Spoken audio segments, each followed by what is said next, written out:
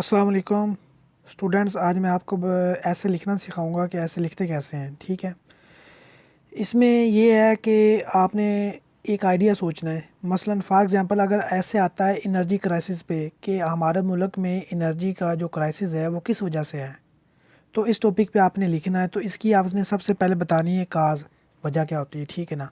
अब मैं आपको बताता हूँ कि आपने अगर एक काज लिखनी है कि एनर्जी क्राइसिस की, तो सबसे पहले आपने क्या करना है, आपके सेंट्रल आइडिया आना चाहिए दिमाग में। आपका सेंट्रल आइडिया ये होता है कि आप ये बताते हैं कि ill planned, ineffective and insincere policy for energy production. ये आपके पास एक आ गया सेंट्रल आइडिया। सेंट्रल आइडिया क्या आया एनर्जी क्राइसिस का। हमारे मुल्क में जो एनर्जी क्राइसिस की एक जो बड़ी वजह थी वो ये है कि ill planned, ineffective and insincere policy for energy production. ये सेंट्रल आइडिया आ गया। ये हमारा एक आउटलाइन बन गई काज की। अब हमने क्या करना है कि जब हमने पैराग्राफ इस सेंट्रल आइडिया पे, जो ये सेंट्रल आइडिया हमने लिखा है, इस पे जब हमने पैराग्राफ लिखना है तो जो टॉपिक सेंटेंस है वो हमने इस तरह से लिखना है। हमने ये देखें जैसे टी एस मैंने लिखा हुआ टॉपिक सेंटेंस।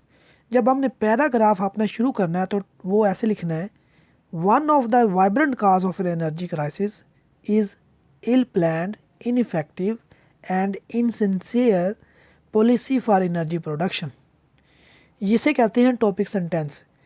कोई भी पैरा जब शुरू करते हैं उसे टॉपिक सेंटेंस से शुरू करते हैं। टॉपिक सेंटेंस आपका बेस करता है आपके सेंट्रल आइडिया पे। देखिए ऊपर सेंट्रल आइडिया जो लिखा हुआ है उसी अल्फाज को मैंने क्या लिखा है कि one of the vibrant cause of energy crisis. हमने एक काज लिखी है ना, उसके ऊपर सेंट्रल आइडिया लिया है हमने, क्योंकि हमने जो पेपर में बताना होता है ऐसे में लिखना होता है, 3-4 काजेज लिखनी होती हैं।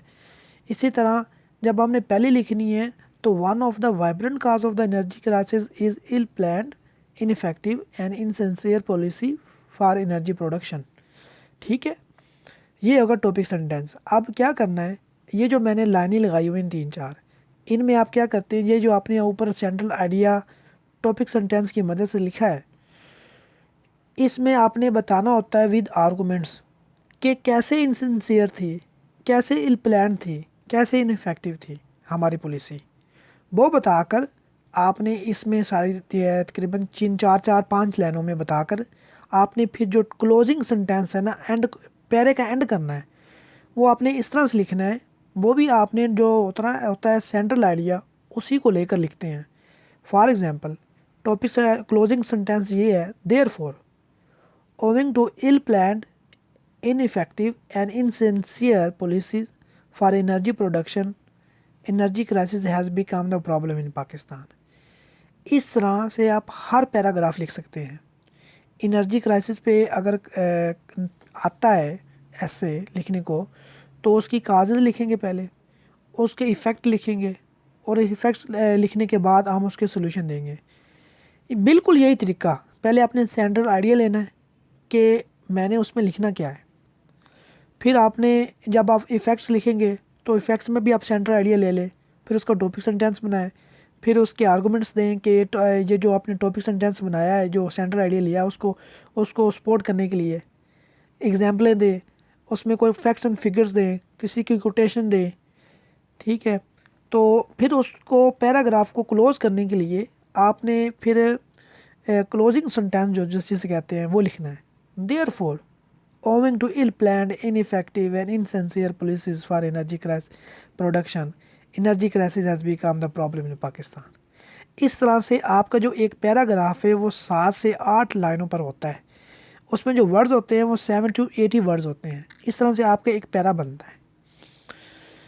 जो आपने लैट में ऐसे लिखना है वो ऐसे है, वो आपने 200 मैक्सिमम 200 वर्ड्स का लिखना है।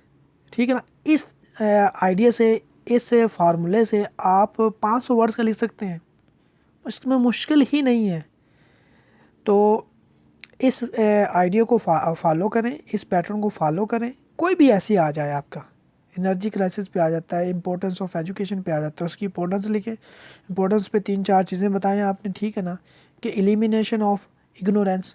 अब ये इसकी इंपॉर्टेंस है, वन इंपॉर्टेंस है ना एजुकेशन की, तो आप लिख देंगे one of the benefit of education is the elimination of ignorance.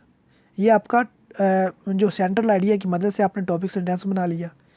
इसी तरह आपने जो closing sentence banana, therefore with the help of education the ignorance can be eliminated from the country.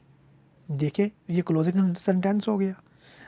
दरमियान में आप उसके बताएं, आर्गूमेंट्स दें कि जो इग्नोरेंस है वो एलिमिनेट कैसे होती है। इस तरह से आप ना एक पैराग्राफ को शक्ल दे सकते हैं, आप पैराग्राफ आप लिख सकते हैं, आसानी से लिख सकते हैं। Thank you very much. इंशाल्लाह मैं ऐसे पर जो है वो मज़ीद आपको वीडियोस बना कर दूंगा, ताकि आप ना ऐसे लिखना रट्टा ना लगाएं चीज़ों को, ऐसे बस आपके दिमाग में आइडियाज़ हों और ब्रेनस्टॉर्मिंग करें आप, तो आप ना जो उसकी आउटलाइन बना लें और उस आउटलाइन पे आप अपनी तरफ से लिखना शुरू करें।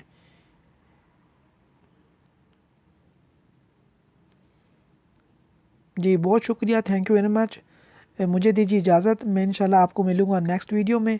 और मेरे जो इस यूट्यूब चैनल को सब्सक्राइब करना ना भूलिएगा, ताकि आइंदा की जो मेरी वीडियो आपको बर वक्त मिलती रहे।